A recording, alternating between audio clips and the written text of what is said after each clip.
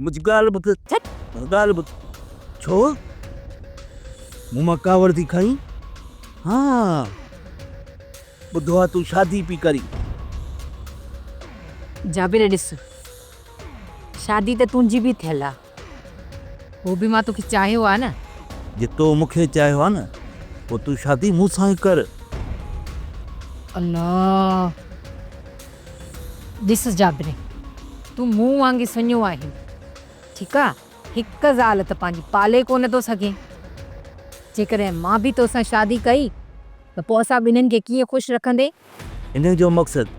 तूं डूंगर खान सां शादी कान पई करी पर हुनजे धन ऐं दौलत सां पई करी लालचण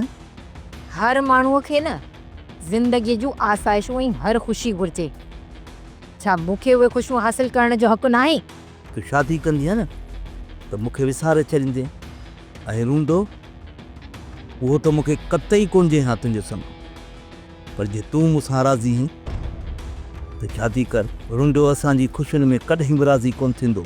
न वरी शादी करण जी इजाज़त ॾियो तो मूंसां प्यारु कयो आहे न त तूं मूंसां शादी कर ऐं ॾिस रातिनि जूं रातियूं मां तुंहिंजे पोयां लॻो आहियां बुछड़ो बि थियो आहे भॻो आहे ड्रुको आहे पोइ बि तूं मूंखे छॾे ॾींदी जाबिर औरत हिकु खुलियल बर्तन वांगुरु हूंदी आहे ऐं उनखे ढक जी ज़रूरत हूंदी आहे शादी नाहे चरिया चरिया सम्झ ॻाल्हि खे मां पंहिंजे नाव खे डूंगर खान जे नाव सां ढक ॾियां थी चंडाने भागा मां मुंहिंजी पूरी बनी जॻे हल हिनमहिल त अञा सुञी आहे अहिड़ियूं अखियूं थी ॾेखारे जेॾीमहिल डूंगर खान सां शादी कंदी पोइ त असांखे लेखींदी कान अरे मुंहिंजा मोला हे त सिधो सौ डूंगर खान सां धोखो पियो थो थी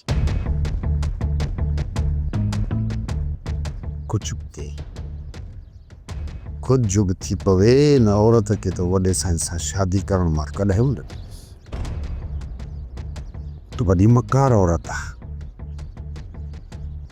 हा साल मुड़सी कया तूं त खारे पाणी जा खूह ऐं मुनाफ़िकनि जा रूह कॾहिं बि मिठा कोन थींदा सोप सीरियल पंजाबेरी तमाम एपिसोड्स ॾिसण लाइ विज़िट करियो असांजो official YouTube channel Sindh TV HD drama subscribe कयो असांजो official YouTube channel Sindh TV HD drama ऐं वधीक अपडेट लाइ बेल आइकन खे क्लिक करियो